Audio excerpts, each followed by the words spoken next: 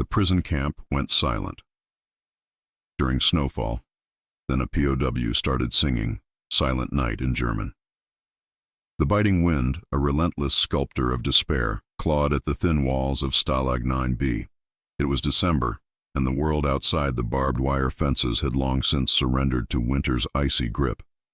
Inside, 1,000 men, allied prisoners of war, huddled together against the encroaching cold, their breaths clouding the frigid air like transient ghosts. Each day was a monochrome canvas of hunger, frostbite, and the gnawing ache of separation.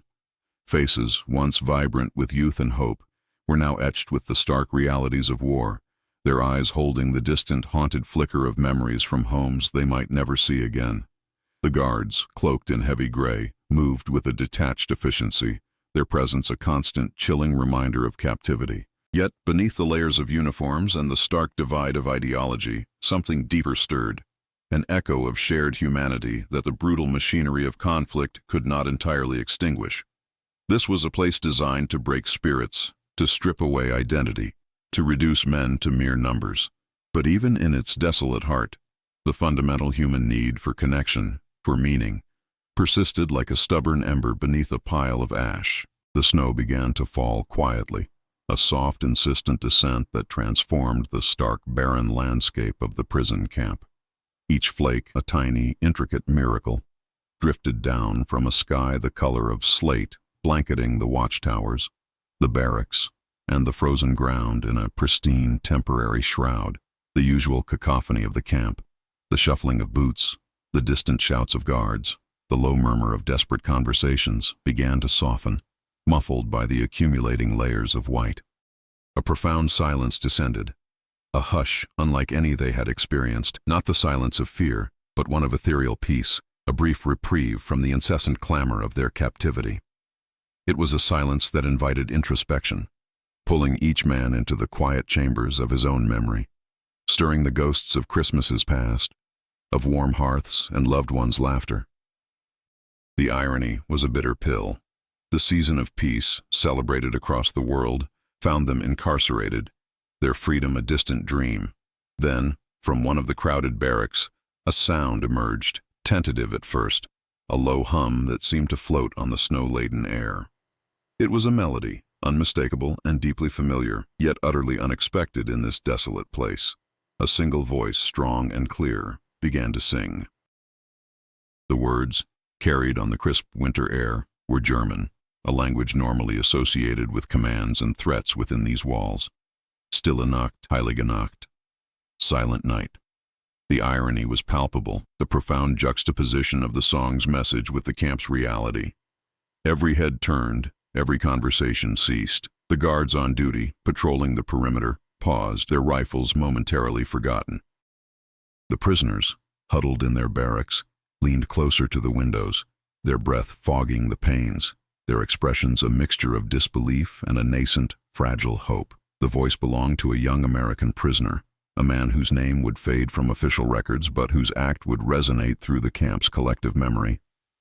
He sang not as an act of defiance nor as a plea for mercy, but as an offering, a bridge built of melody across the chasm of war. His German, surprisingly fluent, added another layer of complexity to the moment, demonstrating a shared cultural touchpoint that transcended the battle lines. It was a spontaneous, deeply human gesture, born of an aching loneliness and a profound desire to connect, to acknowledge the season, to reclaim a sliver of the world they had lost. In that moment, the uniforms, the barbed wire, the political ideologies all seemed to recede, replaced by the universal language of music and the quiet, unwavering spirit of humanity. The act was a fragile spark in the overwhelming darkness, a testament to the enduring power of compassion, even when shrouded in the harsh realities of imprisonment. It was a call, not to arms, but to the deepest parts of the human heart, challenging the prevailing narrative of hatred and division. The melody filled the vast, silent space of the camp, an auditory anchor in a sea of despair. For a fleeting instant, the lines between captor and captive blurred, replaced by the shared experience of a familiar tune. This unexpected act of empathy, blossoming from the most barren soil, promised a narrative where light could pierce the deepest shadows, where the quiet courage of connection could stand against the deafening roar of war. It hinted at a profound truth, that even when humanity is pushed to its absolute limits, when every instinct screams for survival and hatred, there remains an indelible capacity for kindness, for understanding, for a fragile, defiant hope. This was not merely a story of war, but a testament to the enduring spirit that transcends conflict, proving that even in the darkest trenches, someone, somewhere could still share their light. The profound silence that sometimes descends upon a battlefield, not of impending conflict but of shared exhaustion, often permits a unique form of human connection to emerge.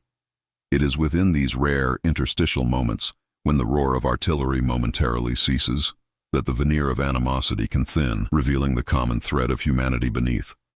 Consider the unexpected solace found not in a shared language, but in a shared gaze of profound weariness, a mutual acknowledgement of the immense cost exacted by war. This recognition often transcends the rigid categories of friend and foe, creating a fragile, ephemeral bridge between adversaries whose lives are otherwise dedicated to mutual destruction.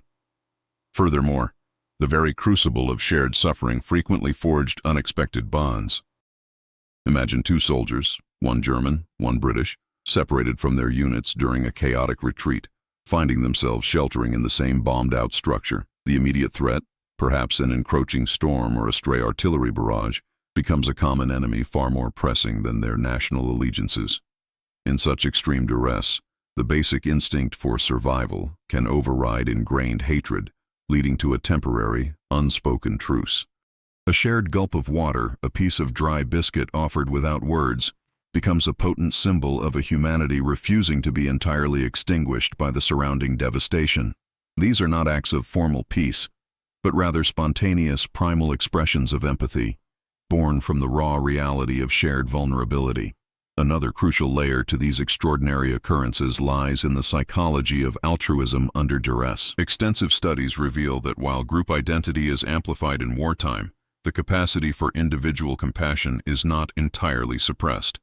Instead, it often manifests in situations where the enemy is perceived not as a faceless ideology, but as another struggling individual. When a medic, for instance, encounters a severely wounded adversary, the Hippocratic Oath, or simply an innate human impulse to alleviate suffering, can take precedence over military doctrine. The uniform becomes secondary to the gaping wound, the shared physiology, the universal language of pain. This isn't about condoning the conflict, but about acknowledging the persistent flicker of a moral compass that guides some individuals even through the darkest ethical landscapes. Consequently, the moral tightrope walked by those who extend such gestures is fraught with peril. A soldier offering aid to an enemy risked not only disciplinary action, but also the condemnation of their own comrades, who might perceive it as disloyalty or weakness. Yet for some, the internal imperative to act with decency outweighed these external pressures. They understood, perhaps intuitively, that their humanity was not defined by the uniform they wore or the orders they followed, but by their capacity for empathy in the face of dehumanization. This profound personal conviction speaks to a deeper truth about the human spirit, that even when commanded to hate, the heart sometimes finds its own path to understanding. Building on this, the ripple effects of such seemingly minor acts often resonated far beyond the immediate moment. A prisoner of war, treated with unexpected kindness by a guard, might carry that memory for a lifetime, reshaping their perception of the other and fostering a nuanced view of the conflict itself. Conversely, a captor who offered a small kindness might find their own hardened resolve subtly softened, questioning the absolute righteousness of their cause. These subtle shifts in perspective, though not capable of ending a war, certainly plant seeds of future reconciliation. They are quiet subversions of the dominant narrative of hatred, demonstrating that individual choice can pierce the veil of collective animosity. Ultimately, these moments underscore a fundamental truth about human nature, that despite our capacity for immense cruelty, an equally profound capacity for connection persists. These aren't anomalies, but rather powerful reminders that the shared human experience, with its inherent vulnerabilities and yearning for dignity, can occasionally triumph over the most powerful forces of division. It is a testament to the enduring light within individuals, a light that, however faintly, can illuminate the darkest corners of conflict, offering a profound counter-narrative to the prevailing despair. The intricate moral landscape of warfare often compels individuals to navigate an internal struggle, weighing the demands of conflict against the persistent whispers of their own conscience. It is in these profound moments of personal reckoning that the true measure of humanity is often revealed. Now consider how this applies when facing the very person deemed the enemy, not on a battlefield, but within the confines of a civilian home. Imagine a French farm, its fields scarred by recent shelling, where a young German soldier lies gravely wounded, separated from his retreating unit. The family inhabiting the farmhouse, themselves victims of the occupation, faces an agonizing choice: to abandon him to the elements, or to extend a helping hand. Despite their profound resentment and the very real dangers of aiding an enemy combatant, the mother, perhaps recalling the vulnerability of her own son, makes a difficult decision. She provides a makeshift bed, tends to his injuries with rudimentary supplies, and offers what little food they have. This act, born not of political alliance but of a fundamental empathy for suffering, transcends the uniform and the ideology, revealing a shared vulnerability that binds all human beings. Furthermore, these connections sometimes materialized through shared interests that predated the conflict. Picture two soldiers, one British, one German, meeting by chance during a lull in fighting near a bombed-out library. They discover a mutual passion for classical literature, perhaps even the same tattered copy of a beloved poet. In that brief, stolen interlude, the weapons are laid aside, and a conversation unfolds, not about strategy or conquest, but about the profound beauty of words. Their shared appreciation for art becomes a temporary sanctuary, a testament to the enduring human capacity to find common ground beyond the divisions of war. Beyond individual interactions, instances of deliberate mercy, even in the heat of battle, punctuated the relentless brutality. Consider the accounts of bomber pilots, flying high above enemy cities, who chose to spare civilian targets when their primary objectives were compromised, or ground commanders who permitted the evacuation of women and children from besieged towns, despite orders that might have dictated otherwise. Such decisions, made under immense pressure and potential scrutiny, underscore a profound ethical fortitude. They demonstrate a conscious choice to uphold a higher moral code, prioritizing innocent lives over tactical advantage, however fleeting. Consequently, the psychological toll of prolonged conflict often pushed soldiers to seek moments of genuine connection, even with those on the opposing side. The relentless dehumanization inherent in war can lead to a yearning for recognition of one's own humanity, a desire to be seen as more than just a cog in a military machine. This sometimes manifested in unexpected ways, such as exchanged cigarettes during unofficial ceasefires, or even shared laughter over a common, absurd situation that momentarily diffused animosity. These were not acts of treason, but rather vital affirmations of shared existence, small rebellions against the soul-crushing impersonality of war. Another crucial layer to these narratives involves the quiet defiance of human dignity in the face of systemic cruelty. Even within concentration camps, where the machinery of dehumanization was most relentless, there are documented instances of prisoners extending kindness to one another, sharing meager rations, or offering words of comfort. And remarkably, some guards, themselves caught in a monstrous system, found ways to offer small, covert acts of compassion. A hidden piece of bread, a moment of silence in a world of noise, a glance of recognition that momentarily affirmed the prisoner's personhood. These were acts of immense courage, risking severe punishment, yet driven by an undeniable impulse to resist the moral corrosion of their environment. Ultimately, these myriad examples, each a flicker of light in an enveloping darkness, collectively underscore a vital truth: that the human capacity for empathy is remarkably resilient. It is a force that, while often overshadowed by the cataclysm of war, never entirely extinguishes. These gestures, whether grand or minuscule, serve as enduring proof that even when hatred is institutionalized and violence normalized, the fundamental human impulse towards connection and understanding can still find a way to bloom, fragile but persistent amidst the desolation. The enduring human impulse to honor the fallen, irrespective of their uniform, frequently manifested as a profound act of shared reverence amidst the carnage. Consider the silent, solemn truce observed on battlefields after a particularly brutal engagement, where opposing forces would tacitly agree to retrieve their dead and wounded without further hostility. This was not a formal accord, but an unwritten understanding, a somber acknowledgement of the universal tragedy of loss. Picture Allied and Axis soldiers, sometimes within yards of each other, meticulously searching for their comrades, their movements slow and respectful, the air heavy with unspoken grief.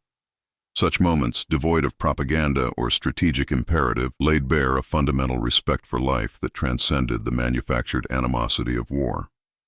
Moreover, the sheer power of shared vulnerability against a common non-human adversary often forged ephemeral alliances.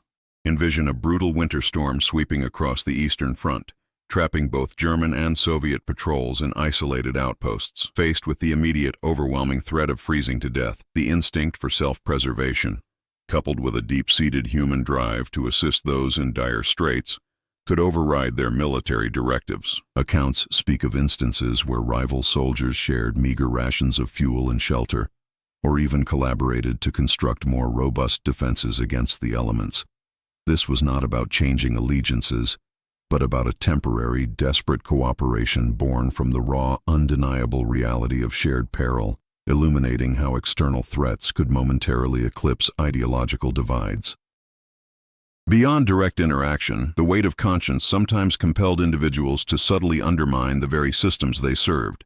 Think of the quartermasters or supply officers in POW camps who, at great personal risk, would surreptitiously augment rations or divert medical supplies to prisoners, knowing full well the severe penalties for such actions. These were not grand acts of rebellion, but quiet, consistent gestures of humanity, small fissures in the monolithic wall of military discipline. They understood that their duty to the state did not entirely supersede their ethical obligation to alleviate suffering, demonstrating a profound internal struggle and a courageous commitment to their own moral compass. Furthermore, a poignant recognition of shared domesticity could unexpectedly bridge the chasm between enemies. Imagine a young German soldier searching a recently abandoned French home for supplies, discovering a child's drawing left behind. A simple crayon sketch of a family. The image, innocent and universal, might momentarily transport him back to his own family, his own children, imbuing the enemy with a relatable humanity he had been trained to deny. This visceral connection to the domestic sphere, the shared dreams of a peaceful future for their loved ones, could engender a fleeting but powerful sense of empathy, reminding him that the uniform concealed a person with hopes and fears not so different from his own. The sheer exhaustion and psychological strain of prolonged combat could also lead to a quiet, almost ritualistic exchange of small courtesies. Consider instances where soldiers, during a prolonged stalemate, might leave small, non-threatening gifts for the opposing side during the night, perhaps a piece of chocolate, a fresh cigarette, or even a simple note. These were not attempts at fraternization in a formal sense, but rather symbolic gestures of mutual acknowledgement, a way of recognizing the shared burden and the human cost of the conflict. Such acts, though minor, served as a vital affirmation of shared existence, a subtle pushback against the relentless dehumanization that was the very fabric of war. These instances underscore how the human spirit, even when battered and besieged, could still find ways to affirm its inherent dignity and extend a fragile hand of understanding across the most hostile divides. The sheer volume of human stories, often left untold, reveals a tapestry woven with threads of unexpected understanding, even amidst the deepest divides. Consider the profound impact of discovering personal mementos on a fallen adversary. A faded photograph of a family, a child's crude drawing, or a well-worn letter from a loved one. Such items, stripped of their military context, spoke a universal language of shared human experience. A soldier, tasked with searching the pockets of an enemy combatant, might pause, his fingers tracing the outline of a small wooden toy, suddenly confronted not with an ideological foe, but with a father, a son, a brother, whose life was as rich and complex as his own. This silent encounter, devoid of words or direct interaction, often served as a powerful, albeit somber, reminder of the humanity shared across battle lines, challenging the dehumanizing narratives propagated by wartime propaganda. Moreover, the phenomenon of fraternization, officially forbidden yet persistently occurring, presented a nuanced landscape of human interaction. This wasn't always about grand gestures of aid, but often about small, illicit exchanges that acknowledged mutual existence. Picture patrols on opposing sides, hunkered down in adjacent trenches during a prolonged lull, signaling across no man's land, not with gunfire, but with a raised hand, a shared cigarette lighter, or even a bar of chocolate. These were not acts of defection, but rather fleeting moments of recognition, a tacit agreement to momentarily suspend hostilities in a shared understanding of their precarious existence. Such instances, though dangerous and punishable, underscored a deep-seated human need for connection, a quiet rebellion against the enforced anonymity of enemy status. Another compelling aspect lies in the role of shared cultural touchstones, even when experienced indirectly. Imagine a group of Allied prisoners confined to a camp, overhearing the guards humming a familiar folk tune or a passage from a classical symphony. The melody, irrespective of its origin, might evoke a shared sense of beauty, a fleeting memory of a world untainted by conflict, momentarily dissolving the barriers of language and uniform. This recognition of a common cultural heritage, even one appropriated by the other, could spark an unexpected flicker of empathy, a realization that their adversaries, too, possessed a capacity for art, for beauty, for the refined sensibilities of civilization. It provided a powerful counter-narrative to the relentless demonization. Furthermore, the quiet courage of individuals who chose to act as silent witnesses to these moments of humanity often shaped the internal landscape of the war. A supply driver, observing a guard surreptitiously share his lunch with a starving prisoner, might not intervene, but the image would be seared into his memory, subtly altering his perception of the conflict and the people involved. These unspoken observations, carried home after the war, became powerful, personal testimonials to the enduring capacity for good, even when it existed on the fringes of official narratives. They represented a form of moral resistance, a refusal to let the overwhelming darkness define the entirety of human experience. Conversely, the sheer absurdity of war itself, often manifesting in shared predicaments, could unexpectedly foster a sense of camaraderie. Consider two opposing reconnaissance scouts, caught in a sudden torrential downpour, forced to take shelter in the same derelict barn. Their initial suspicion might give way to a shared exasperated sigh, a universal acknowledgement of their common misery against the elements. A moment of shared gallows humor over their predicament could momentarily puncture the tension, revealing the shared humanity beneath their uniforms. This wasn't about friendship, but about a fleeting mutual recognition of their shared ludicrous situation, a brief respite from the relentless pressure of their roles. Ultimately, these myriad, often subtle expressions of empathy and connection demonstrate that the human spirit, while capable of immense destruction, also possesses an indomitable capacity for understanding. They reveal that even in the most hostile environments, the innate drive to recognize and respond to the shared humanity of another can transcend the most rigid boundaries of conflict. These moments, often unrecorded in official histories, formed a vital subterranean current of compassion, reminding all involved that the enemy was, fundamentally, another human being. They represent the persistent glimmer of light, a testament to the fact that the capacity for connection can never be entirely extinguished, even by the most brutal of wars. Beyond the direct gaze of battle, a different kind of moral crucible often materialized, testing the very foundations of individual conscience. Imagine a fighter pilot, having shot down an enemy counterpart, watching the crippled aircraft descend towards a civilian area. The pilot, moments after engaging in deadly combat, might find an unexpected, profound revulsion at the thought of further innocent casualties. He might then make a split-second decision to radio a warning to ground forces, betraying tactical silence, not to aid the enemy pilot, but to alert those below to the impending crash, thereby risking his own mission and potentially his life for the sake of civilian lives on the opposing side. Such profound choices frequently weighed heavily, revealing an innate human aversion to indiscriminate suffering that transcended the immediate objective of aerial supremacy. Moreover, the intricate web of wartime ethics sometimes presented dilemmas where the enemy's survival became, paradoxically, a matter of immediate moral imperative. Consider a medical officer deployed in a field hospital when a critically wounded enemy combatant is brought in. This adversary might possess vital intelligence, or perhaps be a high-ranking officer. Despite the natural inclination to prioritize one's own, or even to view the enemy's demise as beneficial, the sanctity of life often took precedence. The doctor, bound by an oath to heal, would expend precious resources and painstaking effort to save the life of a man who, hours earlier, might have been trying to kill his comrades. This was not an act of political concession, but a visceral commitment to a universal principle, a testament to the idea that some values are simply non-negotiable, even in the heart of conflict. Another crucial layer is the internal conflict faced when a soldier witnessed atrocities committed by their own side. Picture a young infantryman ordered to participate in the summary execution of non-combatants during a punitive raid. The immediate pressure to conform, to obey, was immense, yet the deeply ingrained sense of right and wrong could erupt into a powerful, agonizing dissent. To refuse was to invite severe punishment, potentially court-martial or death, yet to comply was to shatter one's soul. In such harrowing instances, some soldiers, driven by an unyielding moral compass, would find ways to subtly obstruct, to feign illness, or even to directly defy orders, choosing personal integrity over complicity in barbarity.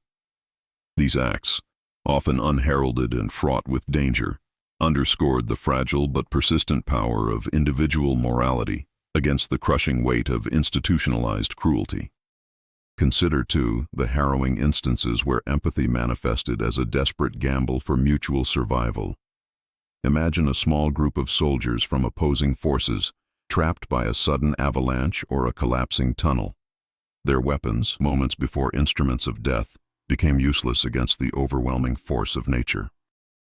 In such a dire situation, the instinct to survive, coupled with a primal recognition of shared vulnerability, could compel them to work together, to dig, to clear debris, to share dwindling supplies, not as allies, but as fellow humans desperately clinging to life. The enemy uniform faded into insignificance, replaced by the shared pallor of fear and the universal language of struggle. This temporary, forced cooperation illuminated how extreme peril could strip away layers of manufactured hatred, revealing the bare essence of shared existence. In these moments, the very definition of allegiance wavered, revealing the profound human capacity for independent moral judgment. It was a test of character, not just in facing the enemy, but in confronting the darker impulses within one's own ranks, or indeed within oneself. The decision to extend a hand, to offer a warning, to prioritize life over doctrine, demanded an extraordinary courage that often went unnoticed by history, yet profoundly shaped the internal landscape of those who lived through it. These were not easy choices. They were born from a deep, often subconscious understanding that the values of compassion and dignity, though fragile, were ultimately more enduring than the fleeting imperatives of war. Ultimately, these trials of the spirit laid bare the enduring struggle between the destructive forces of conflict and the persistent, quiet power of human decency. They demonstrated that even when the world demanded absolute adherence to a binary of friend and foe, the human heart could still carve out a space for understanding, for mercy, for a profound recognition of shared humanity. These were the true battlegrounds, not of territory, but of the soul, where the most profound victories were often won in silence, against overwhelming odds, by individuals who dared to choose light over darkness, even when surrounded by the deepest shadows. Beyond the stark realities of direct confrontation, a subtle yet profound current of humanity often flowed through the occupied territories, manifesting in clandestine acts of compassion by ordinary citizens. These were individuals who, despite enduring the brutal imposition of enemy rule, chose to extend aid to those they were taught to despise. Consider the quiet heroism of a Danish fisherman, whose village provided sanctuary for a downed German airman. This wasn't an act of political alliance, but a primal response to a fellow human in distress, a man shivering and injured, regardless of the insignia on his tattered uniform. The villagers, risking severe reprisals from the occupation forces, meticulously nursed him back to health, their actions driven by an innate sense of decency that transcended the manufactured animosity of war. The motivations behind such perilous gestures were rarely simple patriotism or naive idealism. Instead, they often stemmed from a deep-seated belief in the sanctity of life, a moral compass that pointed towards universal values even amidst the moral chaos of conflict. For these civilians, the sight of a wounded or helpless individual, stripped of their military might, evoked an empathy that bypassed nationalistic fervor. They saw not an enemy combatant, but a vulnerable person, perhaps someone's son, far from home and in dire need. This profound ethical stance, taken under the constant shadow of discovery and punishment, underscored an extraordinary courage, a quiet defiance against the dehumanizing narratives of the state. Furthermore, another remarkable aspect of these interactions emerged through the innocent eyes of children, often less encumbered by adult prejudices. In many occupied towns, young boys and girls, encountering soldiers from the opposing side, would sometimes offer small, spontaneous gestures of kindness. Imagine a German patrol marching through a French village, their faces grim, when a small girl steps forward, offering a wild flower she had just picked or a piece of bread she had saved. Such an act, devoid of strategic intent, could momentarily disarm even the most hardened soldier, piercing through the layers of training and propaganda. These fleeting interactions often had a disproportionate impact on the soldiers involved. The innocent gaze of a child, coupled with an unexpected act of generosity, could serve as a powerful reminder of the world beyond the battlefield. A world of simple kindness, of family, of peace. For a brief instant, the soldier was no longer just a cog in the war machine, but a human being confronted with the pure, unadulterated humanity of another. Such moments, though temporary, frequently sparked a profound introspection, challenging the deeply ingrained perception of the enemy as an abstract, faceless entity, and instead revealing a shared vulnerability. Turning to the more structured environments of prisoner-of-war camps, a different form of human connection often blossomed through shared creative expression. Beyond mere survival, the human spirit yearned for meaning and beauty. Instances abound where prisoners and occasionally even their guards collaborated on artistic endeavors. Picture a group of Allied prisoners, alongside a German guard, meticulously staging a Shakespearean play, or forming a makeshift orchestra using scavenged instruments. The shared pursuit of artistic excellence, the collective effort to bring a performance to life, transcended the hierarchical divisions of the camp. This collaboration fostered a unique form of mutual respect, where talent and dedication, rather than rank or nationality, became the currency of interaction. A prisoner might earn the genuine admiration of a guard for his musical prowess, or a guard might display an unexpected artistic skill, bridging the chasm between them through a shared passion. These creative outlets provided not only an escape from the grim reality of imprisonment, but also a vital affirmation of shared humanity, demonstrating that even in the most restrictive environments, the universal language of art could create unexpected bonds and cultivate a profound sense of mutual understanding. The stage, the canvas, or the melody became a neutral ground where the roles of captor and captive momentarily dissolved, replaced by a common purpose and a shared appreciation for beauty. Beyond the immediate exigencies of survival, a profoundly transformative experience often unfolded within the psyche of those who received unexpected kindness from an adversary. Imagine a prisoner of war stripped of dignity and identity, reduced to a number, who suddenly finds himself the recipient of a personal, handcrafted item from a guard, perhaps a meticulously carved wooden bird, a small, intricate drawing, or even a simple, shared piece of music played on a harmonica. This singular act, imbued with a recognition of individual personhood, could shatter the dehumanizing narrative of captivity. It was not the material value of the object, but the undeniable acknowledgement of their humanity that resonated deeply, restoring a vital sense of self-worth and proving that even in the most oppressive environments, an individual could still be seen, truly seen, beyond the uniform. Furthermore, a distinct dimension of compassion often materialized through the subtle, unspoken collaboration of local civilians in occupied territories, extending beyond direct aid to wounded soldiers. Consider the quiet network of understanding that might form around a prisoner work detail. Locals, observing the daily routines, might discern which guards possessed a sliver of leniency. They would then strategically leave small parcels of food, a hidden message in a familiar language, or even a fresh flower, placed in locations where prisoners were known to pass.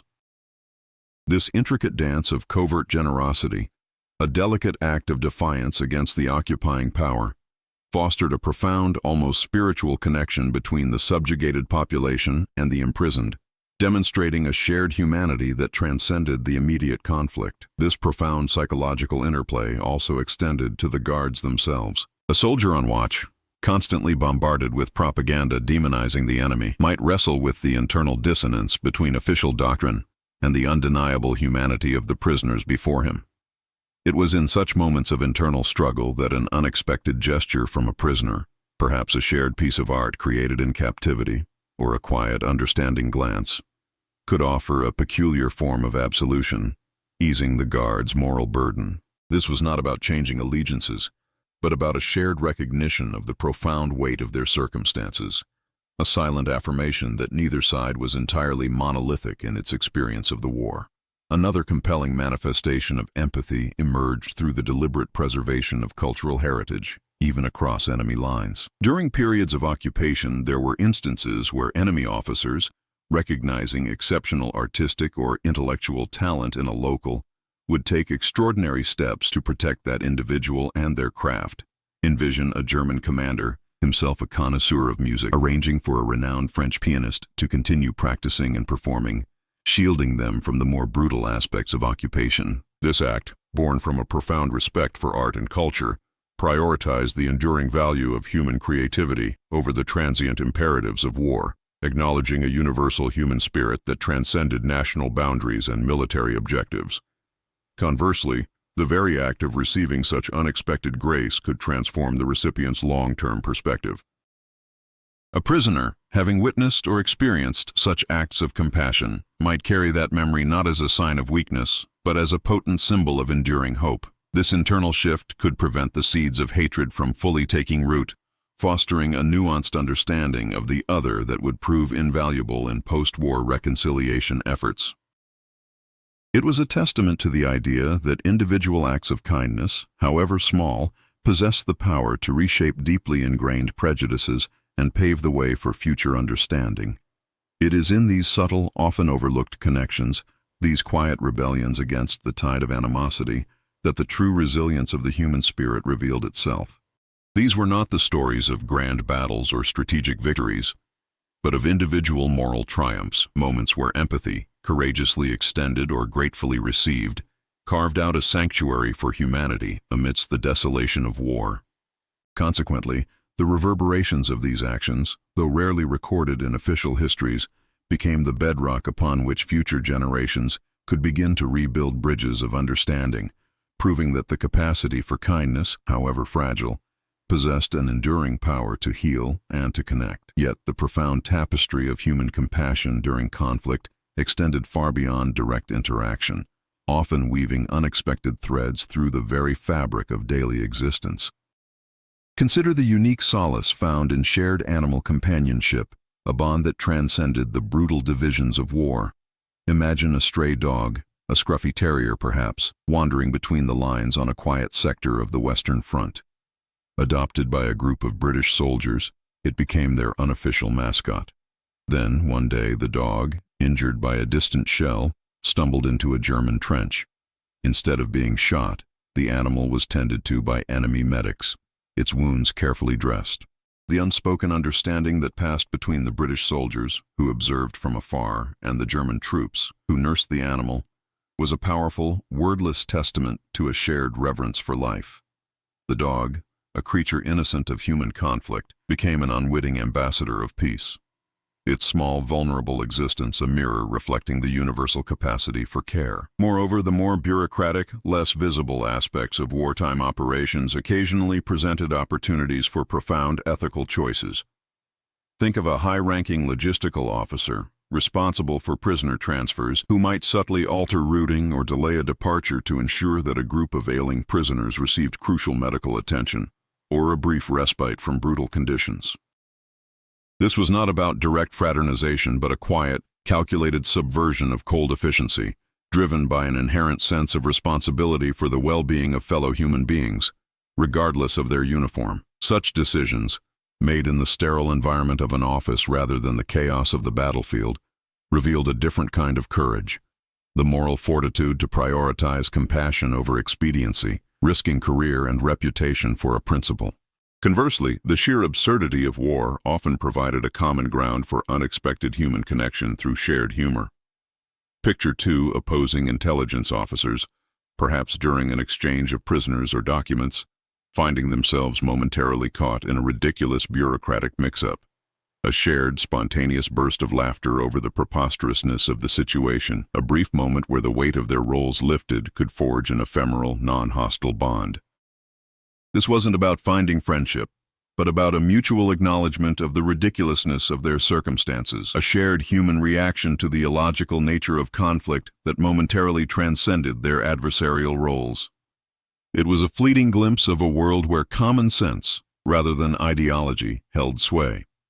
Moreover, the profound silence of shared grief could sometimes forge an unexpected, albeit somber bond.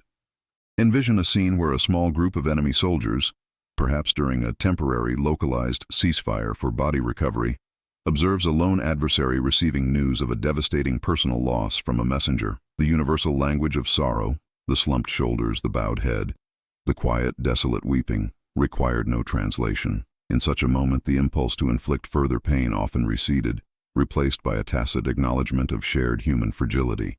A subtle gesture, perhaps a momentary lowering of a gaze or a quiet stepping back, became a profound act of empathy, recognizing that even an enemy could suffer a loss as deep and personal as one's own. Another dimension of unexpected connection arose through the often overlooked channels of neutral international bodies, which, through their very presence, could foster a fragile sense of shared humanity. Think of the Red Cross or other humanitarian organizations operating in prisoner exchange zones or refugee camps.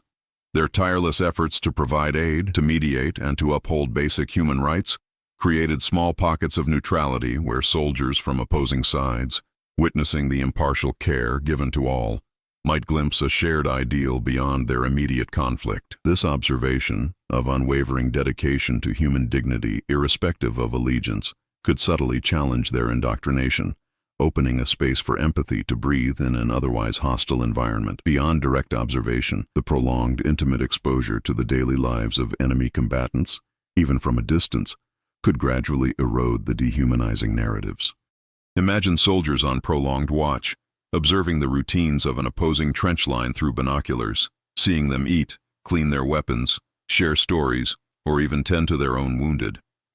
Over time, these mundane, humanizing details could subtly break down the abstract concept of the enemy, replacing it with a more complex, nuanced understanding of individuals who, despite their uniform, shared many commonalities of daily existence. This sustained observational empathy, devoid of direct interaction, was a slow but potent force, chipping away at prejudice one ordinary moment at a time. These varied instances, from shared celestial wonder to the quiet recognition of grief, from the protective instinct for a child to the subtle humanization through observation, collectively underscored a vital truth. The human spirit, even when battered by the most destructive forces, possessed an inherent resilience and an enduring capacity for connection. Such moments, often unwritten in official histories, formed a powerful, subterranean current of compassion, reminding all involved that the enemy was, fundamentally, another human being. They represent the persistent glimmer of light, a testament to the fact that the capacity for understanding can never be entirely extinguished, even by the most brutal of wars. The relentless machinery of conflict often demanded a singular focus on destruction, yet even in its most lethal moments, a flicker of human recognition could unexpectedly intercede. Consider the profound internal struggle of a sniper, his crosshairs steady on an enemy soldier who, in a rare moment of unguarded vulnerability, might be sharing a laugh with a comrade, or perhaps gazing at a worn photograph. In that fraction of a second, the target ceased to be an abstract enemy and became a person, suddenly imbued with a relatable humanity. The decision to lower the rifle, to allow that life to continue, was not born of weakness or cowardice, but of an overwhelming, unbidden empathy, a silent refusal to extinguish a life when confronted with its fragile, intimate reality. This deliberate act of non-aggression, a conscious choice to prioritize a momentary glimpse of shared human experience over the immediate imperative to kill, underscored a deep-seated moral resistance to the dehumanizing logic of war. Such instances of profound ethical choice extended beyond the battlefield's immediate edge. Imagine a patrol encountering a small, isolated enemy outpost, its defenses clearly compromised, its occupants seemingly oblivious to the approaching threat. The opportunity for a swift, decisive strike was undeniable. Yet, if the lead officer, observing the weary, almost domestic routines of the unsuspecting soldiers, a man stirring a pot over a small fire, another mending a torn uniform, felt a sudden visceral connection to their shared human condition, the calculus of engagement could shift. A quiet retreat, leaving the outpost undisturbed, might be chosen over an easy victory, demonstrating a compassionate restraint that valued the preservation of life over tactical advantage, a silent acknowledgement of the enemy's right to simply exist. Furthermore, the solemn duty of burying the dead frequently became an unexpected crucible for empathy, transcending the grim necessity of battlefield clearance. Beyond merely collecting casualties, there were documented instances where soldiers, upon discovering fallen adversaries, meticulously ensured a dignified burial. This involved more than just digging a grave.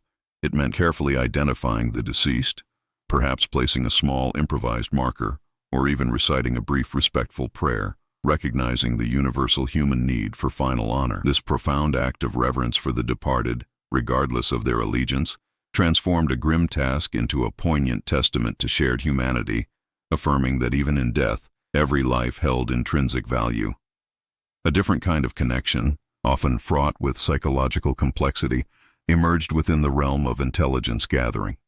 An interrogator, tasked with extracting information from a captured enemy, might find themselves navigating a delicate balance between professional duty and an unexpected, almost unwanted, understanding of their subject's motivations.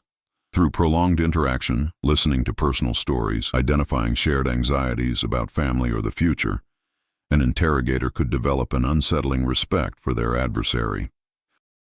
This was not about sympathy that compromised security, but a deeper, more nuanced appreciation of the enemy's humanity, revealing the profound truth that even those on opposing sides were driven by fundamentally similar hopes and fears, often under immense duress. Moreover, the universal frustrations born from the impersonal nature of war itself sometimes became an unlikely bridge between adversaries. Picture soldiers from opposing lines, both suffering from the same pervasive mechanical failures in their equipment, a jammed rifle, a sputtering vehicle, a faulty radio. The shared exasperation, a common enemy in the form of unreliable technology, could evoke a peculiar unspoken camaraderie, a mutual sigh of frustration, a knowing glance across the divide, or even a fleeting, shared moment of gallows humor about their predicament, momentarily stripped away the layers of animosity. These were not acts of friendship, but rather a temporary mutual recognition of their shared ludicrous situation, a brief respite from the relentless pressure of their roles, underscoring a universal human experience that transcended the manufactured divisions of conflict.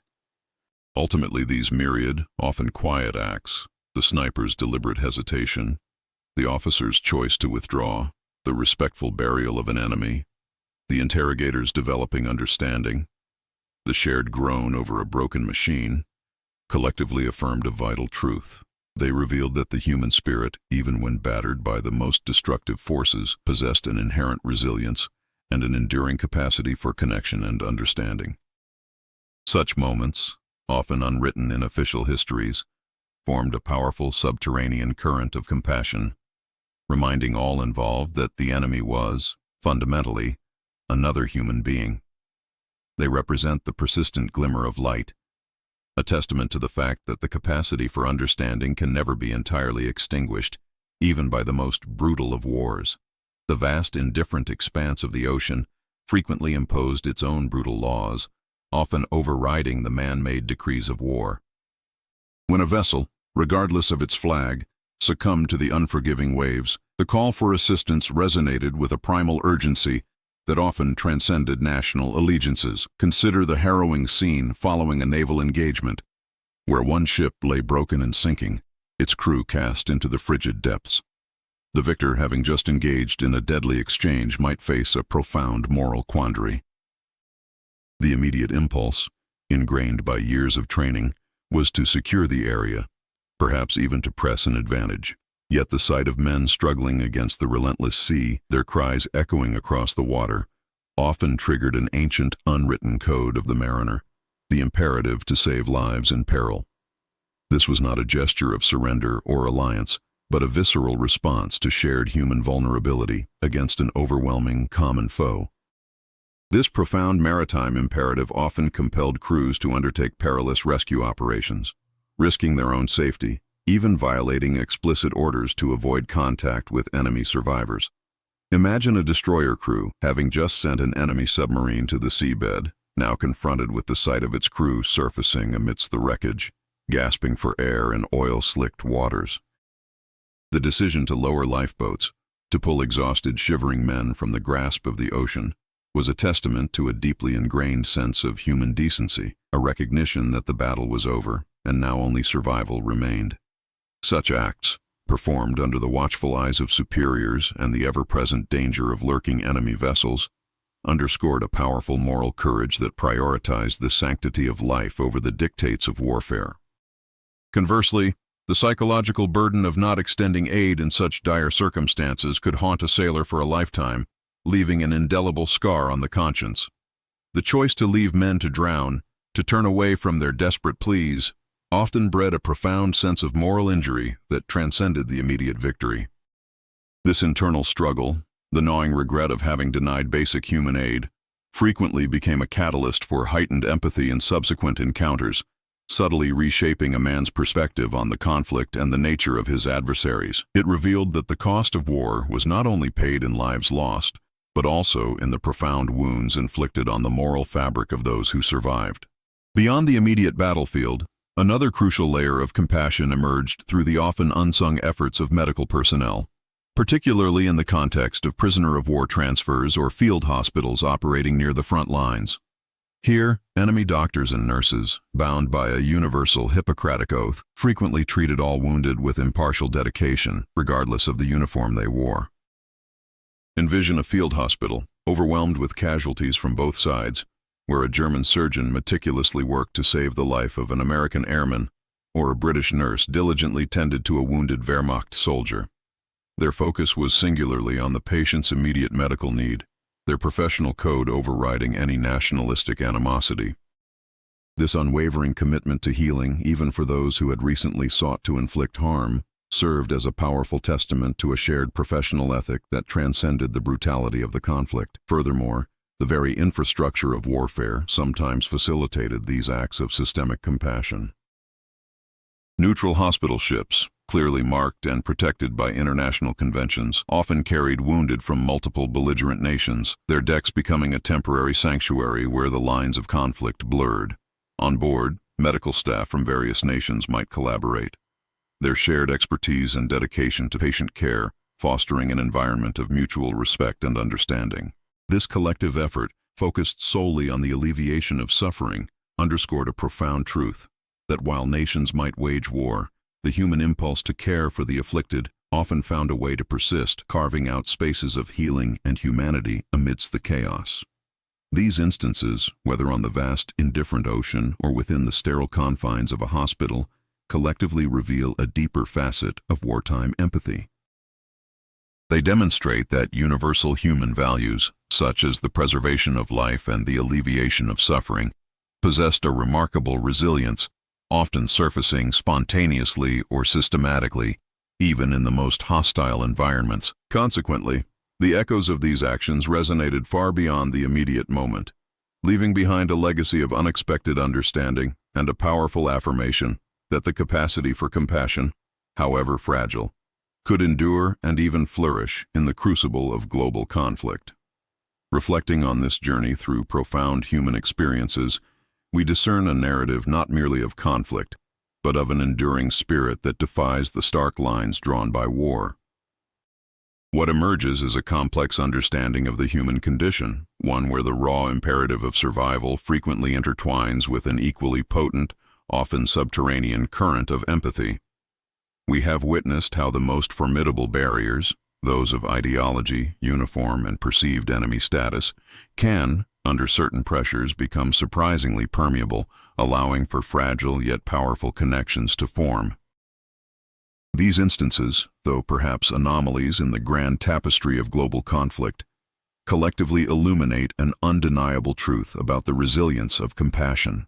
Drawing these myriad threads together, we begin to perceive a mosaic where individual moral courage acts as an unexpected beacon. It is in the quiet, often unrecorded choices made by individuals, far from the gaze of commanders or the judgment of peers, that the true measure of humanity is often revealed. These decisions, born from a profound ethical imperative or a sudden visceral recognition of shared vulnerability, represent a powerful counter-narrative to the relentless dehumanization inherent in warfare. They underscore the idea that while systems can demand absolute adherence to division, the individual conscience frequently carves its own path, guided by an internal compass that points towards understanding rather than animosity.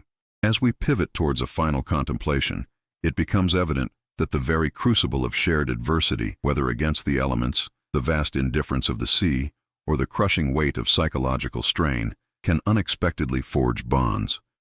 These are not alliances of strategy, but ephemeral connections born from a mutual acknowledgement of fragility. The uniform, the flag, the language, all superficial distinctions, recede in the face of a universal struggle, leaving behind a raw, undeniable recognition of shared existence.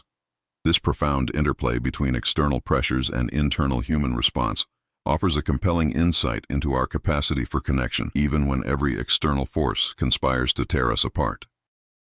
Beyond the immediate panorama of events, the cumulative effect of these revelations sketches a portrait of humanity that is both humbling and inspiring. It suggests that deep within the human psyche, there resides an unwavering capacity for grace, a quality that refuses to be entirely extinguished even by the most destructive forces. This intrinsic potential for kindness, for extending dignity to the other, does not erase the horrors of conflict, but rather provides a crucial counterpoint, a persistent reminder that the human spirit contains depths of understanding that transcend the brutal logic of war. The echoes of these acts, subtle as they may be, resonate through time, shaping perceptions and offering a profound testament to the enduring power of empathy. Thus, the enduring resonance that emerges from these diverse experiences is not merely a collection of isolated incidents, but a profound affirmation of a deeper, universal truth.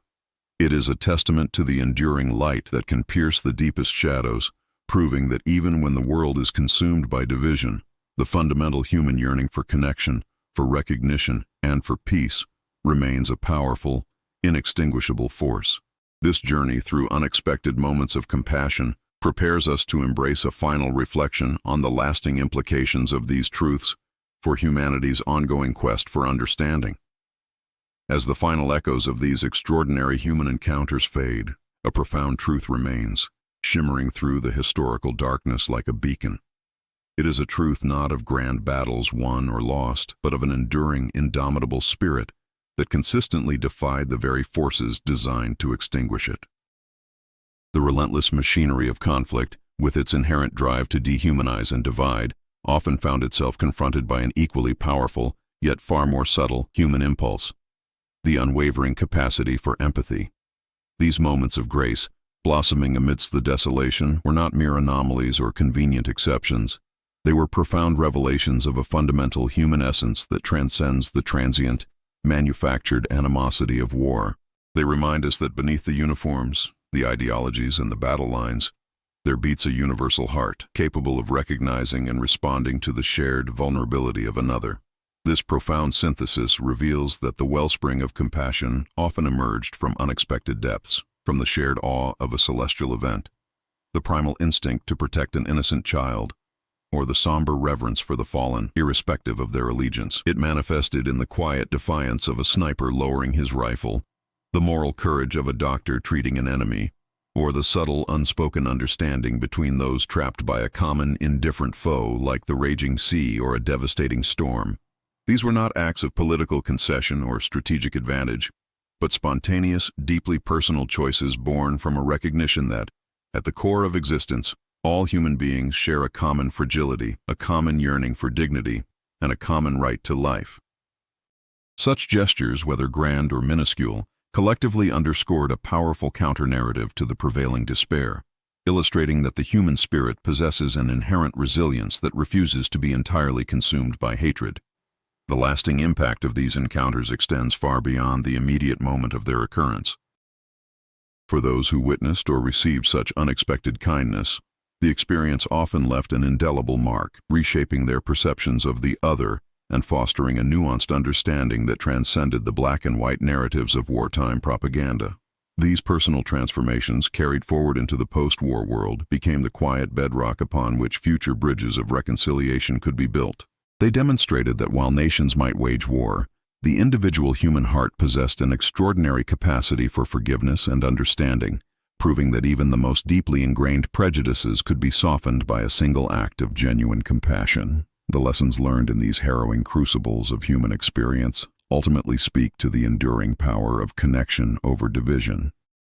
Ultimately, the collective resonance of these stories is a powerful testament to the enduring light within the human spirit. It is an affirmation that even when humanity is pushed to its absolute limits, when every instinct might scream for survival and hatred, the capacity for kindness, for recognizing the shared humanity in an adversary, remains an inextinguishable flame. These narratives are more than historical accounts.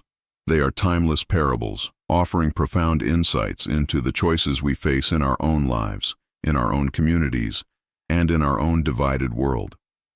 They challenge us to look beyond superficial differences, to listen for the echoes of shared humanity, and to cultivate the courage to extend understanding, even when it seems most difficult. The true practice of humanity begins now, not in the absence of conflict, but in our unwavering commitment to these enduring values. For while kindness may not, in itself, end wars, these profound stories from the darkest chapters of history unequivocally prove that it survives them, always, leaving an indelible legacy of hope and a powerful reminder that the capacity for connection, for empathy, and for peace will forever remain our most profound and enduring strength. This persistent glimmer, a defiant whisper against the roar of destruction, is the very essence of our shared human legacy, a beacon for all time.